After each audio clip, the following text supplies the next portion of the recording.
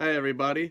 This video is something that has been long overdue, and I may not do it perfectly, but I've decided to finally get around to doing this. So it's been on my heart for a very, very long time to do something like this, to give God the glory, give him a shout out, and share some of the wonderful things that he's done in my life and answers to prayer that I've seen.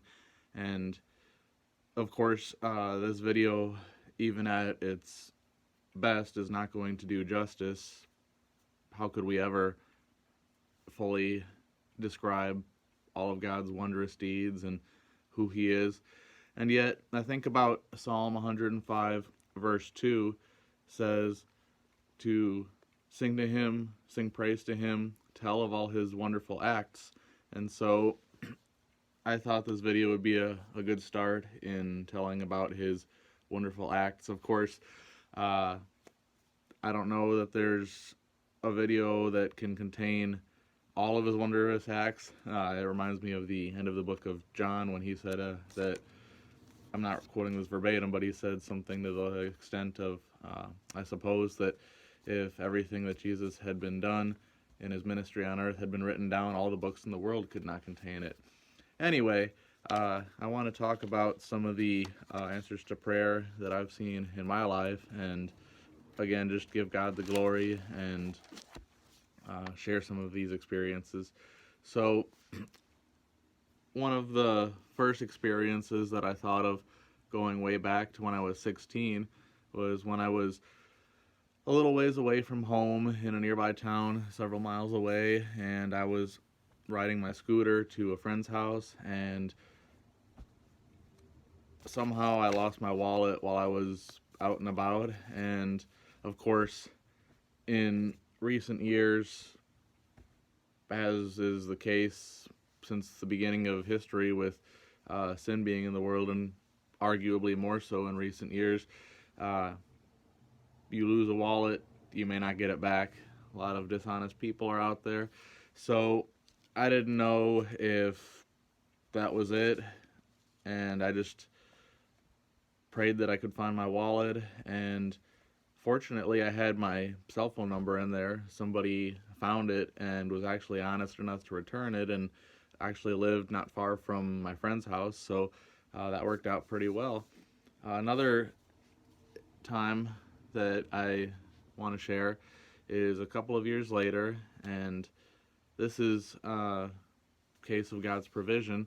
When I was 18, not quite 19 years old, and I decided to go on my first ever mission trip. I decided to go to Nicaragua, and growing up, I thought that you had to be rich to go on mission trips, and so I didn't know how this was going to be possible, and I was looking for a job at the time. I had a lawn care business, but wasn't making a lot of money as an 18-year-old, and yet I sensed that this was something that I should do and that God was calling me to do this. So I prayed about it, and at the suggestion of a friend, I did some fundraising, and within 3 weeks, I ended up having more than enough to go, and I definitely saw that as God's provision and his confirmation that I was to go on this trip. And it's a whole other story as to what God did there in Nicaragua.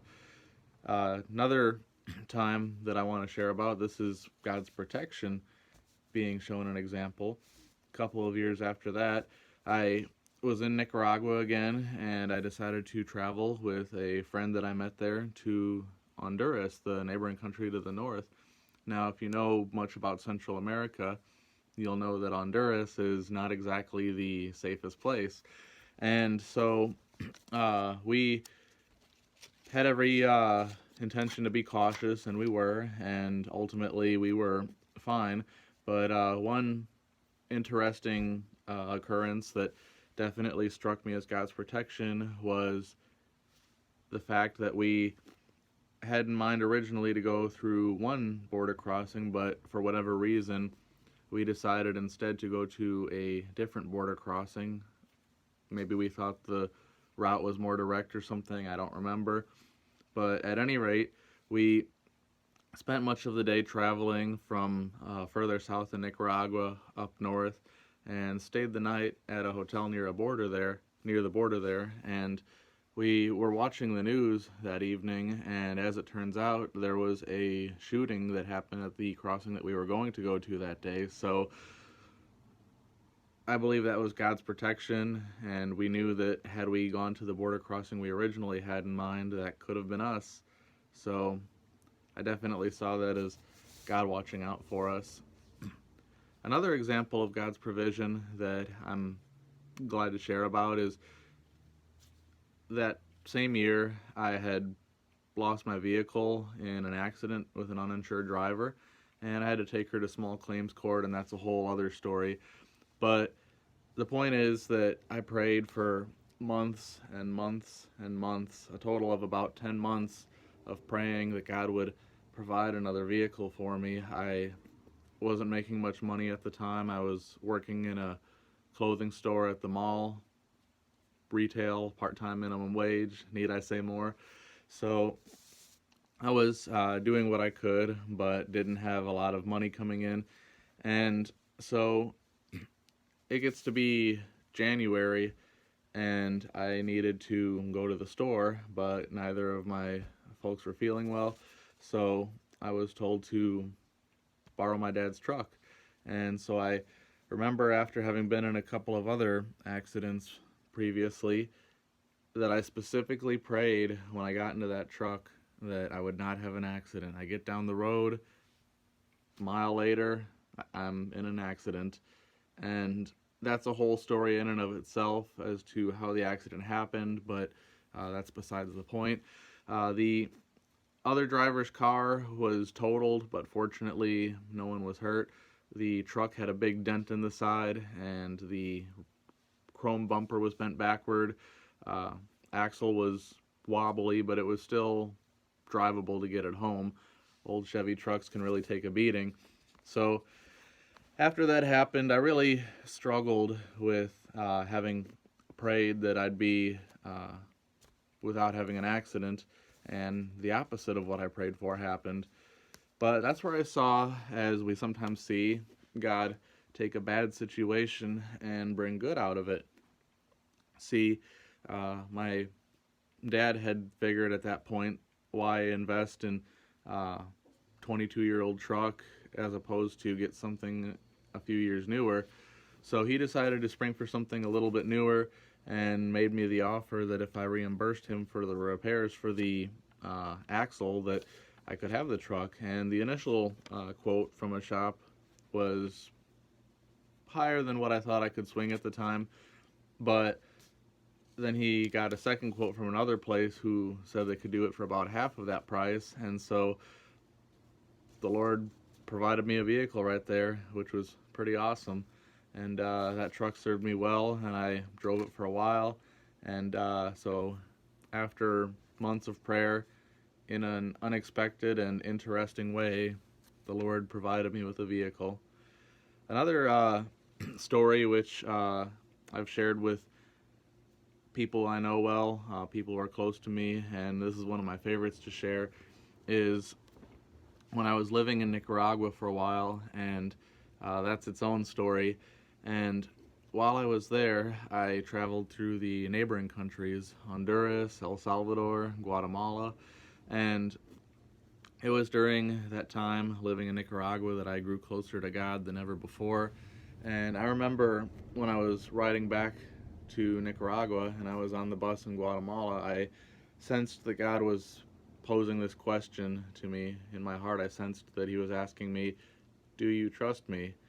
And I thought, that's an interesting question. And this was put to the test hours later. I had been traveling all day, and as it was getting dark, I went over the border crossing from Guatemala into El Salvador, and not really thinking much of it, I went through customs, and I got on what they call a microbus, a small bus that takes you from the border to a more sizable town where I could get on a larger bus heading to the town I was going. So anyway, I go through all of this and I get on this larger bus in Central America. Old North American school buses are fixed up and painted and uh, oftentimes pretty decked out and used as public transport buses. So I got on one of these, and of course, it was very packed. El Salvador is the most densely populated country in Central America. And so here we are, all of us packed like sardines in this bus, and we go a little ways down the road, and then I think, oh no, I left my carry-on suitcase in that microbus, and that had my clothes, it had a battery charger I had bought, and most of my possessions that I'd taken with me. Fortunately, I had my wallet and my passport on me, but other than those things and my phone and the clothes on my back, that was basically it. And I had everything else I needed in that suitcase. And so normally in a situation like that, my flesh would be inclined to not react very well. And yet I prayed that somehow God would either help me to recover the suitcase and everything in it, or at least provide the funds to replace everything. But I was hoping for the former and not the latter. And it talks in Scripture about the peace that surpasses all understanding, and I felt that peace. I was a little concerned, yes, but somehow I knew that things were going to be okay and that somehow things would work out. And I still had a sense of peace that was not normal for me in a situation like that. So, acting in faith, I got up early the next morning, and for me to get up early is a bit of a miracle in and of itself. So, not being a morning person, I still got up before dawn, before 5 a.m. It was 4:48 or something like that in the morning, and I got ready, headed into town, and as I was heading into town to try and find my suitcase, not knowing how exactly I was going to do this, I saw somebody on the bus who I'd met the previous year when I was on a mission trip in El Salvador. He had no idea I was in El Salvador. He was surprised to see me, and we were talking, and I explained about what happened. So we went to the police station, and we talked about it with them. And of course, the police were characters, and they gave me a hard time. They asked if I was drinking the night before, and they were cracking some jokes, but then one of them got up and invited me to go with him in the police truck to the Central Park. So I go with him to the Central Park, and he just starts flagging down buses, and I'm thinking, this is beyond generous of him to be taking time to do this, but is this even going to do anything? Is this guy wasting his time? I have to admit I was a little skeptical that this was really going to work or do anything, and I was wondering how long he was going to bother before he saw it as a futile endeavor and gave up. And so he's flagging down bus after bus, and I'm not recognizing any of these buses, and the drivers didn't know anything about it. And then suddenly we stopped a bus, and I recognized the stickers, the decals on the door, and the driver looked familiar. And the driver acknowledged that he had found a suitcase, and he didn't know what was in the suitcase, so he checked it out and saw that there wasn't anything dangerous or crazy in there. And he said that he needed to run a group of people back to the border with Guatemala, but that he'd be back in an hour or so. So I waited. He came back, invited me to get on the bus, and nobody else was on there. We went over by his house. He busted out his cell phone and called his wife, and then she came out with the suitcase and everything in it. I just couldn't believe it. That was awesome. A similar story also happened during that time. Actually, rewinding back a little bit, when I was in Guatemala, I haven't told this story quite as much as the suitcase story, but this one is interesting too. Maybe I don't share it as much because it is a little embarrassing as to how naive I was at that time, being younger and more gullible. But at any rate, I was in Guatemala, and I was staying in the city of Antigua, and I wanted to see the lake Atitlan. So I was asking about how to get there, talking to locals, and I believe I asked the hotel staff, and I was told that I had to go to a travel agency. So I was on my way to do that, and somehow I found myself in conversation with a well dressed gentleman on the street, and he was claiming that he could sell me a bus ticket and that they'd pick me up at my hotel the next morning. And somehow I believed it and paid $30, which in the grand scheme of things is not that bad, not a lot of money, but of course I shouldn't have believed him. But I did, and so the next morning I check out of my hotel, ready to go, and at the indicated time, the bus didn't show. I thought, well, maybe they're coming on Guatemalan time.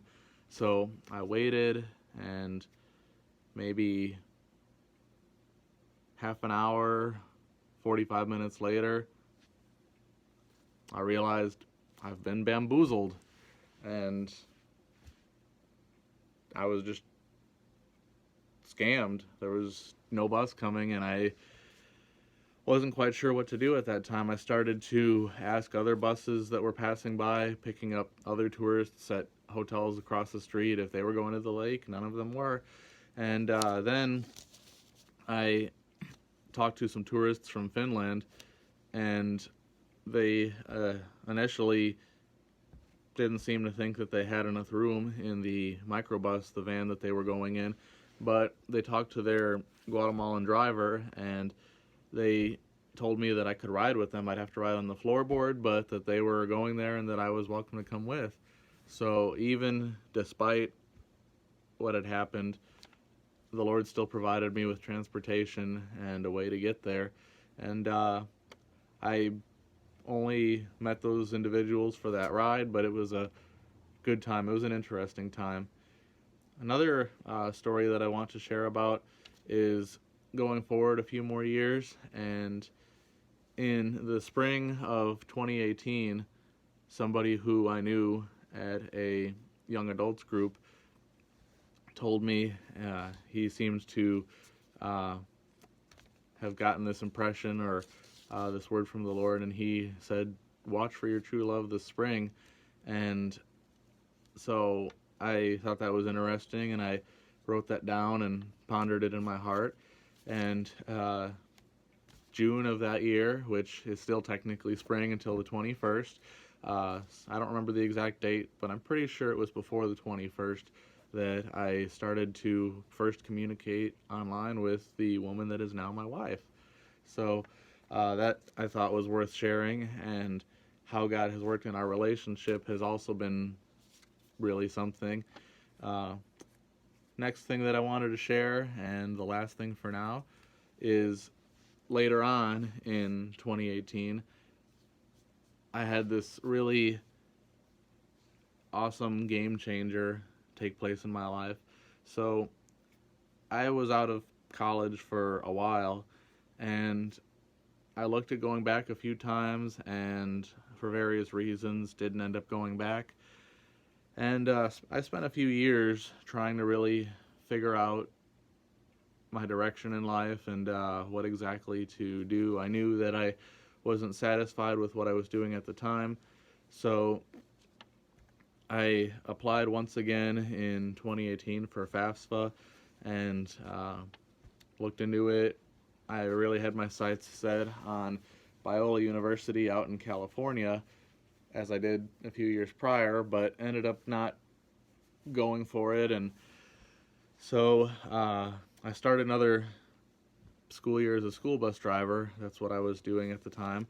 And a few years into the school year, November comes, and college was the furthest thing from my mind at that point. I was just living day in and day out, going to work, going back home to my apartment, and living the everyday life I was living, doing my thing. And then one day, we had a blizzard, and the local schools were canceled. I didn't go into work, of course, so I'm sitting at home just chilling, and I get this phone call from a counselor from Greenville University, formerly known as Greenville College, a small Christian college in southern Illinois near St. Louis.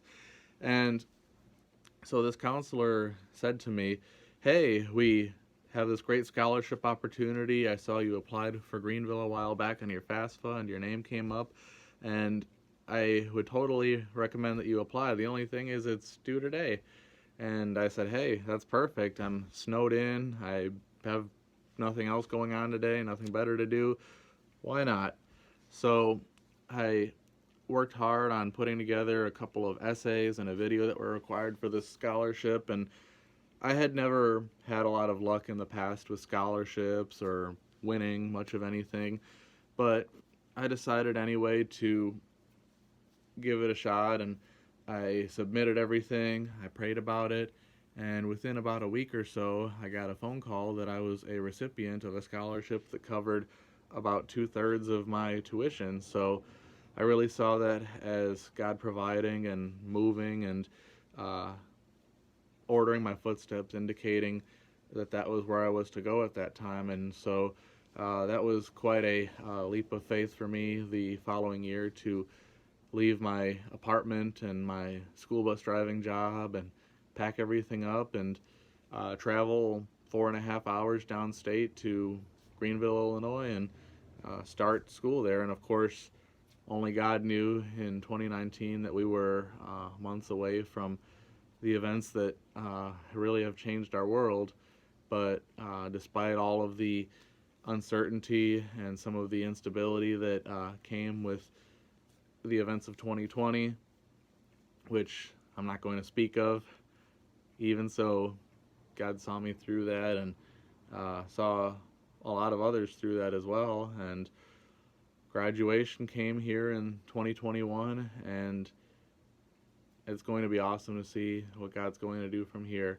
So these are not all the stories of how I've seen God work in my life, but I thought that these were some stories worth sharing of answered prayer.